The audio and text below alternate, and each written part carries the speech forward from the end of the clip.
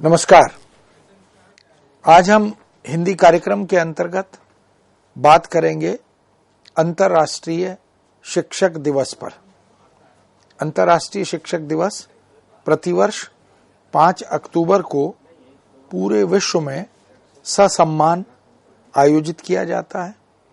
इस अवसर पर शिक्षक की भूमिका को, शिक्षक के महत्व को, शिक्षक के अवदान को याद किया जाता है और शिक्षक के प्रति कृतज्ञता ज्ञापित की जाती है।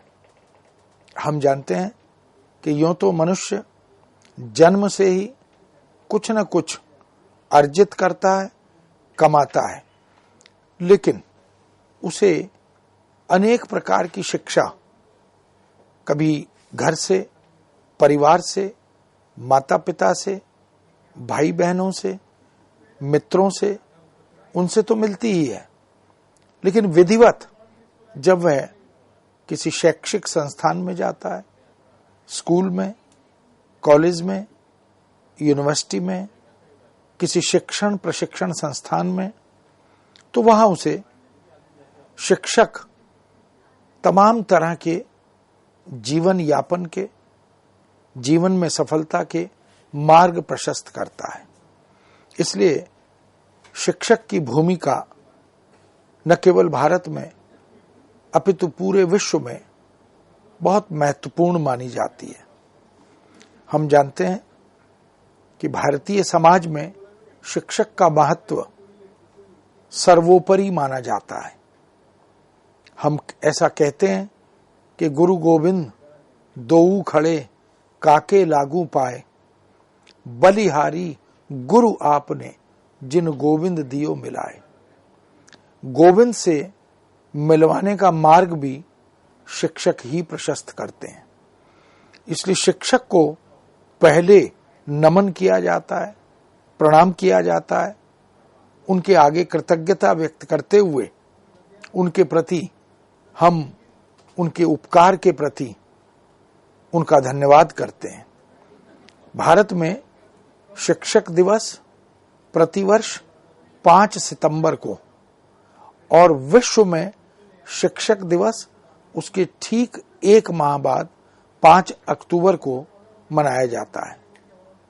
5 अक्टूबर सन 1947 के दिन सर्वप्रथम ब्राजील के साओ पाउलो स्थित एक स्कूल के शिक्षक ने शिक्षक दिवस के आयोजन की शुरुआत की थी।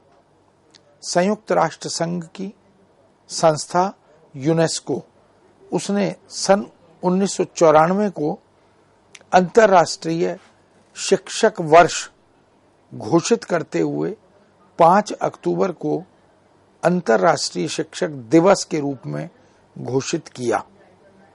भारत में हम यहाँ के द्वितीय राष्ट्रपति सर्वपल्ली राधाकृष्णन के जन्म दिवस के अवसर पर, जो कि 5 सितंबर को प्रतिवर्ष मनाया जाता है, उसी 5 सितंबर को हम शिक्षक दिवस के रूप में मनाते हैं। किंतु वैश्विक स्तर पर 5 अक्टूबर को हम विश्व शिक्षक दिवस हर साल मनाते रहे हैं।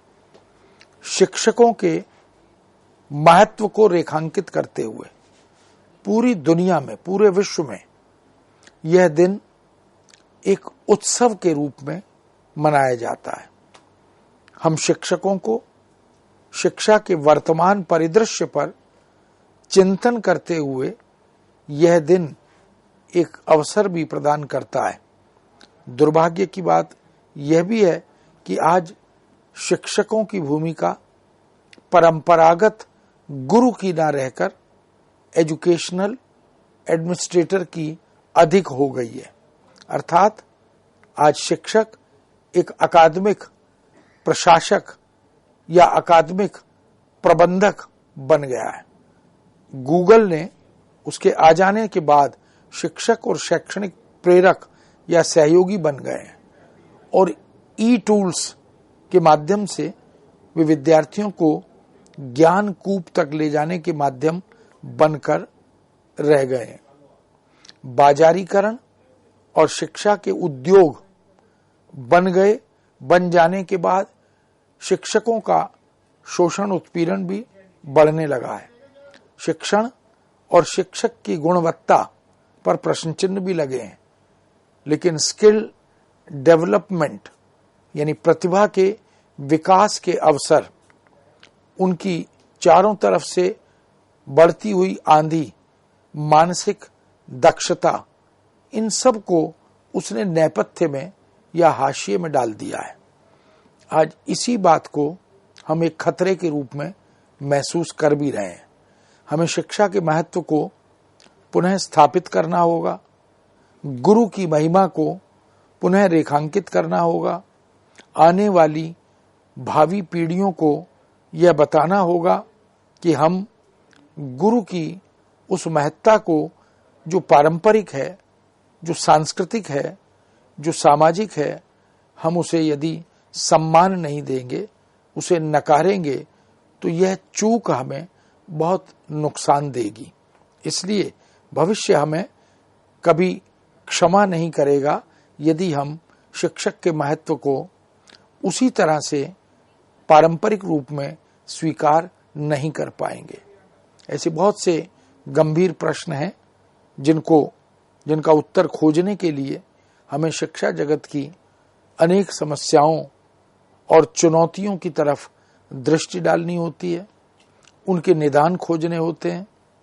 और गंभीर शिक्षकों का इसलिए हम बार बार उनके अवदान को याद करते हुए आभार व्यक्त करते हैं। राष्ट्रीय अंतर्राष्ट्रीय स्तर पर हम शिक्षक दिवस का आयोजन इसीलिए करते हैं क्योंकि शिक्षक ही है जो विद्यार्थी का, जो देश के समर्थ सक्षम नागरिकों का निर्माण करते हैं। शिक्षक ही है जो हमारे ज्ञान चक्षुओं को खोलता है। शिक्षक एक कुम्हार की तरह होता है। गुरु कुम्हार, शिष्य कुंभ है, गड़ी गड़ी काढ़े खोट, अंदर ही हाथ समार दे, बाहर मारे चोट। इसका मतलब गुरु का जो धर्म है, गुरु का जो ज्ञान और अनुभव है, वह शिक्षक को निर्मित करता है, भावी भविष्य के लिए तैयार करता है, तमाम तरह की औपचारिक अनौपचारिक चुनौतियों का सामना करने के लिए उसको प्रस्तुत रहने की प्रेरणा देता है। शास्त्रों में गु शब्द का अर्थ बताया गया अंधकार या मूल अज्ञान, और रू शब्द का अर्थ बताया गया उसका निरोधक। अर्थात गुरु का अर्थ हुआ वह जो अज्ञान रूपी तिमिर का, अज्ञान रूपी अंधकार का ज्ञान के शलाका के रूप में प्रज्वलित होकर, उद्दीप्त होकर निवारण करता है। यानी दो अक्षरों से मिलकर बने गुरु शब्द का वास्तविक अर्थ यह हुआ कि अंधकार जो जीवन में निराशा पैदा करता है, हताशा पैदा करता है, हमें विफलता के कारण हताश करता है, उस सब से उबारने का काम, उससे बाहर निकालने का काम गुरु करता है। उस अंधकार की परत को हटाने या काटने का काम गुरु करता है। अर्थात एक प्रकार से अंधकार से प्रकाश की ओर ले जाने का दायित्व गुरु का होता है, और गुरु अपने शिष्यों को तमाम तरह की चुनौतियों से जूझने का मार्ग, संघर्ष करने का मार्ग प्रशस्त करता है और अंधकार से बाहर निकलकर उजाले में अपनी उपस्थिति दर्ज करने का रास्ता दिखाता है। गुरु वह है जो अज्ञान के निराकरण से गुरु को मुक्त कराता है, निराकरण करके उस अज्ञान से उसे मुक्त करता है। गुरु वह भी है जो धर्म का मार्ग दिखाता है, उचित अनुचित का बोध कराता है, ग्राह्य और त्याज्य से अवगत कराता है। श्री सद्गुरु आत्म ज्योति पर पड़े हुए विधान को हटा देते हैं। यानी आत्म ज्योति यदि अंधकार से आप्लावित हो जाती है, युक्त हो जाती है, तो उस आत्मा की ज्योति को अंधकार से बाहर निकालने का काम गुरु करता है। रामाश्रयी धारा के प्रतिनिधि गोस्वामी तुलसीदास, गोस्वामी वाल्मीकि, इन सब ने राम के प्रति जो भाव व्यक्त किए उसमें लिखा कि तुमते अधिक गुरहि जिय जानी। राम आप तो सब हृदय में वास करें। तुमसे अधिक, भगवान से भी अधिक अगर कोई गरिमा से मंडित है, गौरव से युक्त है, तो वो गुरु है, क्योंकि राम तक पहुंचने का मार्ग भी गुरु ही प्रशस्त करते हैं। इसलिए गुरु के प्रति हमारी श्रद्धा अधिक है, तुलना में ज्यादा है। बहुत से गीतों में, गजलों में, फिल्मी गानों में गुरु की महत्ता को रेखांकित किया गया है। गुरु महिमा, जिसको प्राचीन और पारंपरिक साहित्य में भी बार बार उद्घाटित किया गया। अमीर खुसरो ने भी कहा, गौरी सोवे सेज पर, मुख पर डारे केस, चल खुसरो घर आपने, रहन भई चहु देश। खुसरो कहते हैं कि आत्मा रूपी गौरी सेज पर सो रही है, उसने अपने मुख पर केश बिखार लिए हैं, अर्थात वह दिखाई नहीं दे रही।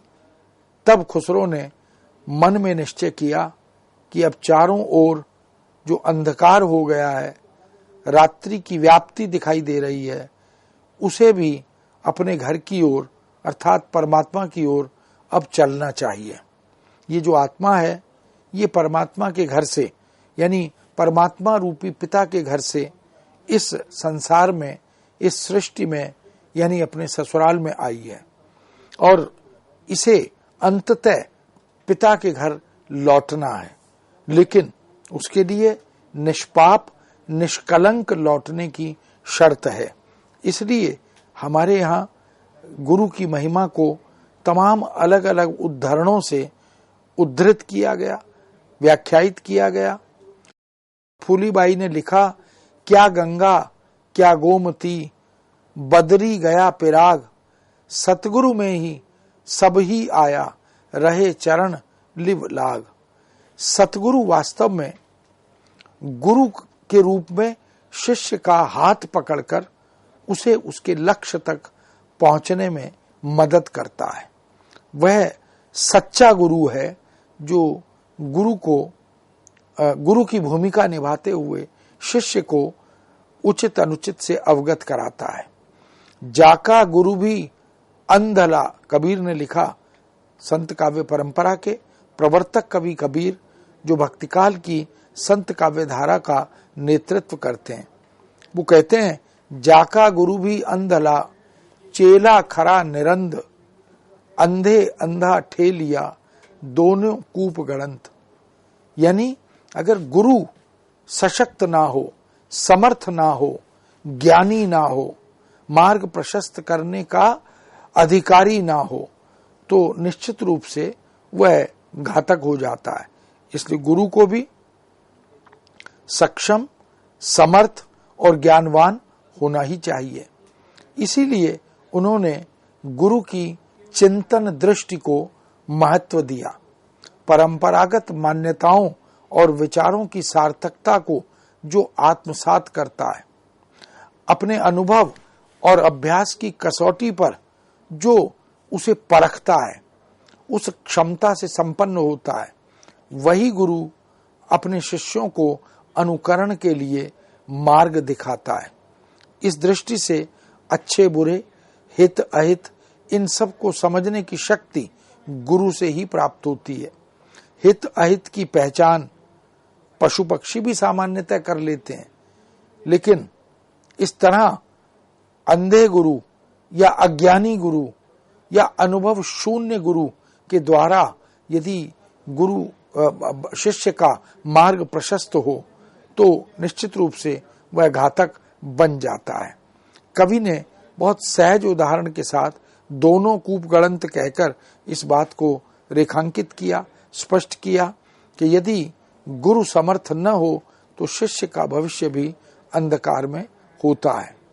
यूं तो जीवन के हर क्षेत्र में गुरु की आवश्यकता पड़ती है, चाहे चिकित्सा का क्षेत्र हो, चाहे शिक्षा दीक्षा का क्षेत्र हो, चाहे खेल जगत का, मनोरंजन का क्षेत्र हो, सिनेमा का क्षेत्र हो, नाटक का क्षेत्र हो, संगीत का क्षेत्र हो। हम समस्त कलाओं के बारे में भी इस दृष्टि से विचार कर सकते हैं कि चित्रकला, मूर्तिकला, नृत्य कला, गायन कला, इन सब कलाओं में भी यदि आपको आगे बढ़ना है, दक्ष होना है, तो आपको शिक्षा दीक्षा गुरु से लेनी पड़ती है।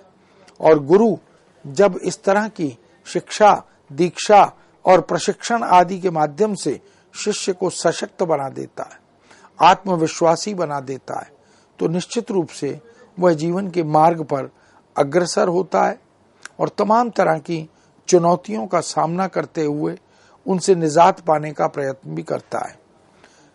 चिकित्सा के क्षेत्र में गुरु की भूमिका पर विचार करें तो हमने देखा कि जो लोग चिकित्सा की उपाधि अर्जित करते हैं, चाहे वो MBBS हो, MD हो, आयुर्वेद में हो, होम्योपैथी में हो, उनको गुरु की शरण में रहकर व्यावहारिक ज्ञान भी अर्जित करना होता है।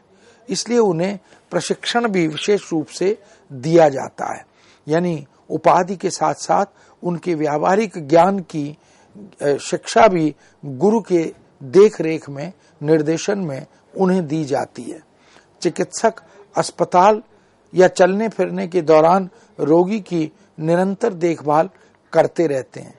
वो मामूली चोट से लेकर मानसिक स्वास्थ्य, उपशामक देखभाल से लेकर सर्जरी तक अनेक प्रकार की चिकित्सकीय स्थितियों का प्रबंधन और उपचार करते हैं।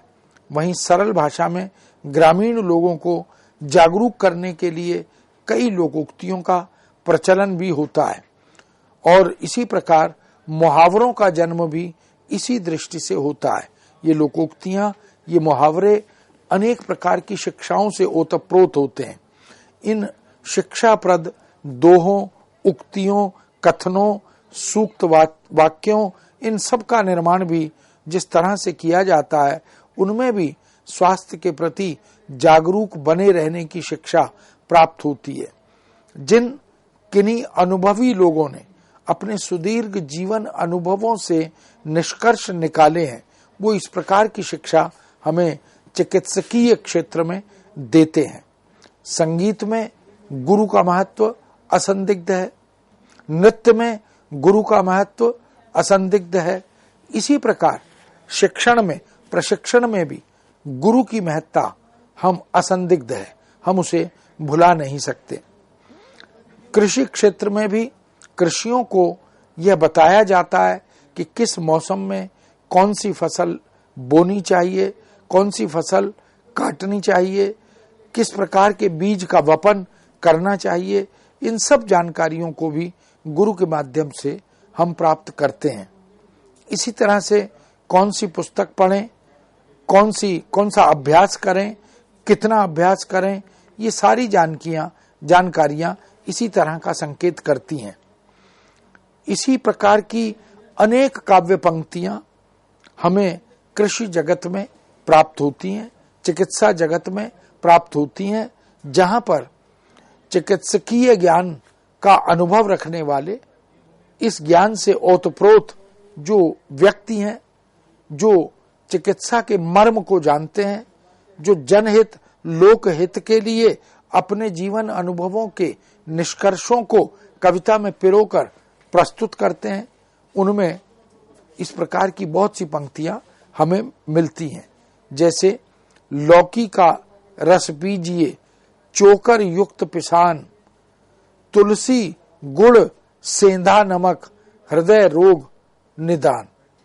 इससे पता लगता है कि हमें कौन सी सब्जी, किसका रस लेना चाहिए, कैसा भोजन करना चाहिए। मोटे अन्न वाला भोजन, तुलसी का सेवन, गुड़ सेंधे नमक का सेवन, ये सब हृदय के लिए, हृदय रोगियों के लिए एक प्रकार से वरदान बनते हैं। तो हमारे कवियों ने, हमारे लेखकों ने इस प्रकार की भूमिका भी निभाई जैसे गुरु की भूमिका गुरु के माध्यम से निभाई जाती है।